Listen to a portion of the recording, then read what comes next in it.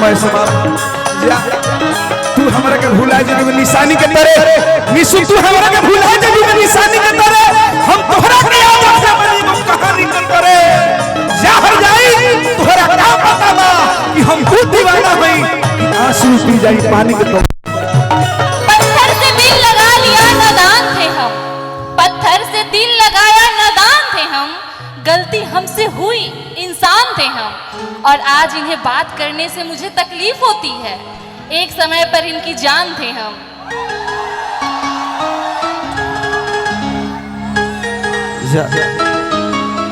इतना बदनाम करके तोहके का मिलल दिल लगी तो दिल्ली चली गई जब मैं दिल्ली पहुंचा तो इटली चली गई यारों मैंने सोचा कि इसकी याद में जान दे दूं तार पकड़ा तो तार से बिजली चली गई जा हर जाए काहे कि तमाम गाना रतिया कहां भी तो ने कितना सोचनी हाला हो जाए एक खाली हम चाहम नो कि पुराना याद रहोगा फिर से ताजा कर दें। तू बहुत कहां भी तो वाला ना कि रतिया कहां भी तो वाला ना कि मतिया मरल से पवन सवतिया रतिया कहां भी तो वाला बता दो सिलवा रहे कि फूल मोतिया रतिया कहां भी तो समय समाप्त वाले की एगो मुखड़ा गाई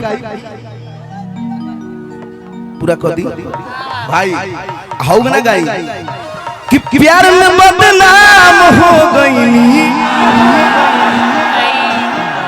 एक तरफा वोट रौरे बा। अरे दीपक दिलदार सारण प्रमंडल में खेसारी लाल भाई लड़ाई को लड़ते हैं सभी जो लोग मानते हैं और तीसरे चंचल भी मेरा संहारा है कमान तो ये मोहब्बत है भाइयों का भैया बोलबे किए ना कि दीपक दिलदार एक ऐसे कलाकार हैं कि दोनों भाई हम लोगों ने दुगुना गाया रामायण गाया स्ट्रगल किए तो मेहनत जो करेगा वही तो लड़ेगा वही आगे बढ़ेगा तो ये मोहब्बत है आप लोगों का प्यार है मैं तो छोटा सा कलाकार हूँ मुझे गाने बजाने कुछ नहीं आता है माँ भाई का प्यार है आप लोगों का दुलार है तभी दीपक दिलदार है नहीं तो सब बेकार है लास्ट भाव तो प्यार करे पियावा गूगल से पूछ के ये लास्ट मुखड़ा रही उसके बाद प्यार में बदनाम उसके बाद मेरे छोटे भाई का काम एगो भाव बड़ी सुंदर ही गाना के भइल बा झुनझुन म्यूजिक पर ये जिल्ला रावा चुअता जगरावा के सांपों का राजा मेरा छोटा भाई काला कोबरा देखनी चंदन चंचल के बोलाए माहौल बनी लेकिन भाव लगता है बबुआ तो मन कर फेंक दी मोबाइल हो कुछ के ऐसा मूड बना के रखेगा बा का करी हो हमरा तो कुछ बुझात नहीं खे कोनो बात ना डांसर परफेक्ट चाहिए हमको पूरा करना चाहिए रफ्तार जो है रउआ वाला जल्दी मिलबो ना करिलो राउट टक्कर के बुझाइल अरे दो लोग मिले चाहे ना मिले तू मिल गइल बड़ो भाव भाई तो मन कर फेंक दी मोबाइल हम कुछ के भाव बा कैसे एक मिनट देखिए रउआ लोग ऐसे मत करी आराम तो से प्यार करे पियावा गूगल से पूछ के ये प्रोग्राम आप लोग का है प्लीज इसको व्यवस्था को बिगाड़ने का काम मत करिए काहे की बाबू बाबू हाला ना शांति बना के तो मन कर फेंक दी मोबाइल हम पूछ के ए चंदन बाबा तो प्यार करे पियावा गूगल से पूछ के प्यार करे पियावा गूगल से पूछ के मन कर फेंक दी मोबाइल हम पूछ के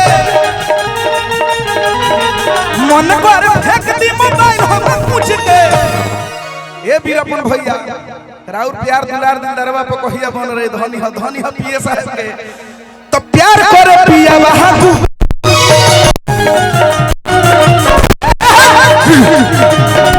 आई हो बता कैसे पियावा के चरित्र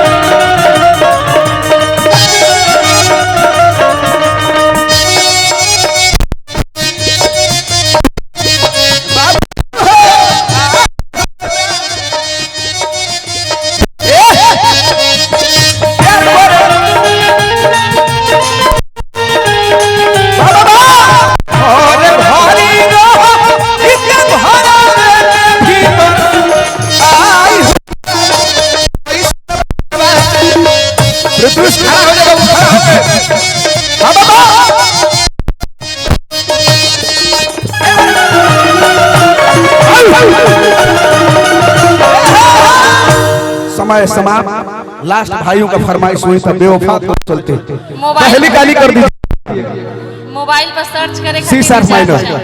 ये मुझे मेरा टाइम हो चुका है बस। का वीरपन बाबा, वीरपन भैया टाइम हो गया है मेरा, बस खत्म कर रहा हूँ। भाव मुखड़ा प्रीतोष बाबू मूड बनाइए। हो गया। दुल्हन वही जो पिया मन भाए और सच्चा बॉयफ्रेंड वही जो टाइम पे रिचार्ज करवाए। ए रिचार्ज वाली हियो का हो? अपने रिचार्ज करके हमरा के डिस्चार्ज करे पड़ी बबुआ। इतना पैसा हमरा लगन नहीं खे। 350 के रिचार्ज होला जियो के एयरटेल के। जियो के कह देब लेकिन हमरा के जियावत रहियो। भाव बा कैसे? सी माइनर सी सर माइनर पहली गाली। आओ बा बेवफा तोहरे चलते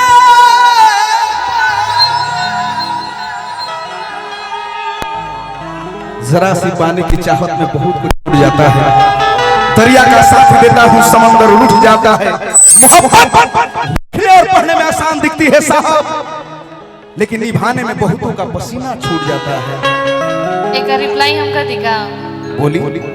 नजर से नजर मिलाकर बेकरार कर दूंगी, नजर से नजर मिलाकर बेकरार कर दूंगी, और जरा तू मोहब्बत की इजहार मुझसे कर तो सही, मेरी जान तेरे लिए अपना जान भी कुर्बान कर दूंगी। ये हुस्न वालों की ये हुस्न वालों की यही आदत बुरी,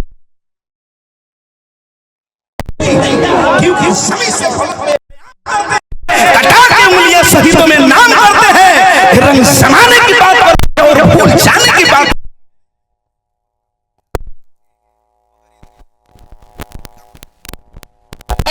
बहुत देखा था हमरा के टारगेट करता नहीं। चढ़ी जवानी देखकर आते हो, चढ़ी जवानी देखकर आहे क्यों भरते हो, और ये नीशु हाथ नहीं आएगी इशारे क्यों करते हो? क्योंकि मैं तुम पे मरते लइकवा कहता जा हो जाई जा। बेवफा तोहरे चलते मर जाऊंगा सोनम। बेवफा तोहरे चलते प्यार में बदनाम हो गई, ओ प्यार में बदनाम हो गई। झूठों के वादा कइलू, झूठों के क्रिया कइलू, झूठों के वादा कइलू, झूठों के क्रिया कइलू है।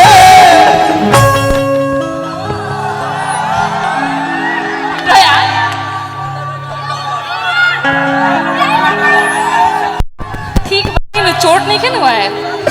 जियते नीलाम हो गई, हो प्यार में बदनाम हो गई। तुम तनाना दिली तनाना।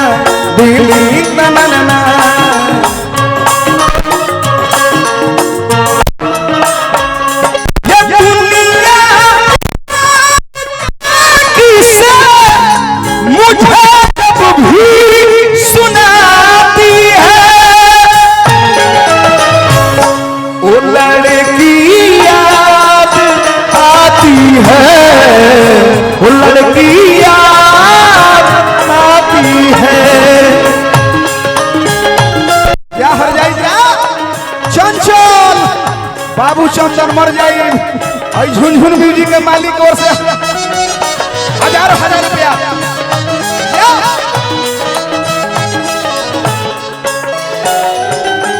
सप्रेम के मालिक, झुनझुन म्यूजिक के मालिक भैया विराजमान बानी। भैया के आशीर्वाद आई छोट भाई के ब्याह ये ये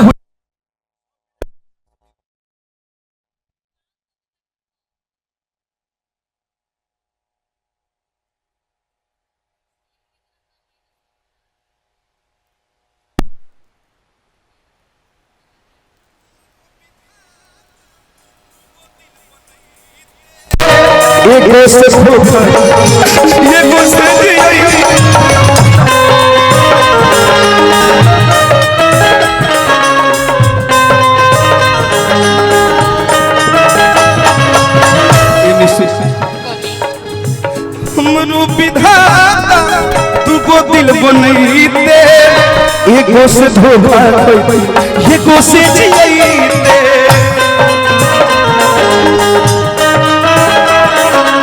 भैया दीपक दिलदार छुपा दीपक दिलदार छुपा फिर भी सरेआम हो गई हो यार मैं बदनाम हो गई हो यार मैं बदनाम समय जा तू हमरा के भुला जेबी निशानी के तरह निशु तू हमरा के भुला जेबी निशानी के तरह हम तोहरा के याद रखे बनी वो कहानी के तरह जहर जाई तोहरा का पता बा कि हम खुद दीवाना हई आंसू पी जाई पानी के तो पत्थर से दिल लगा लिया नादान थे हम पत्थर से दिल लगाया नादान थे हम गलती हमसे हुई इंसान थे हम और आज इन्हें बात करने से मुझे तकलीफ होती है एक समय पर इनकी जान थे हम